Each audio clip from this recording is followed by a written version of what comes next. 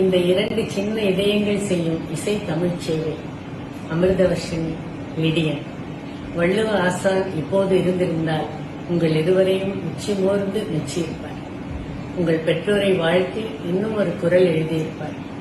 1330 குரல்களுக்கு 1000க்கும் மேற்பட்ட குரல்கள், ஒவ்வொன்றும் ஒவ்வொரு மெட்டு, புது புது ராகமுட்டு விரைவில் மலரப்போகின்றன.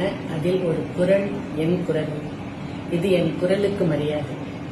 இந்த படைப்பு உலகமே விளக்கும்படி சிறப்பாக வரும் என்பதில் வியப்பொன்றும் இல்லை.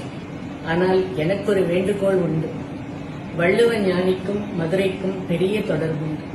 கிட்டத்தட்ட 1000 தடைகள் தாண்டியே 1330 குரல்கள் வந்தன. பாண்டிய மன்னன் சபையில் மதுரை தமிழ்ச் சங்கம் ஏற்றுக்கொள்ள மறுத்த போது, தடை விதித்த போது இறைவனே வந்து வள்ளுவத்தை அங்கீகரித்தார், ஆசீர்வதித்தார் என்பது கர்ண பரம்பரை வழக்கு. அதிகாரம் ஒவ்வொன்றுக்கும் தமிழுக்கு அலங்காரம். வரிக்கு வரி வலிமை இருந்ததால் தான் அன்றே அழிந்து போகாமல் இன்று வரை நம்மை வாழ வைத்துக் கொண்டிருக்கிறது.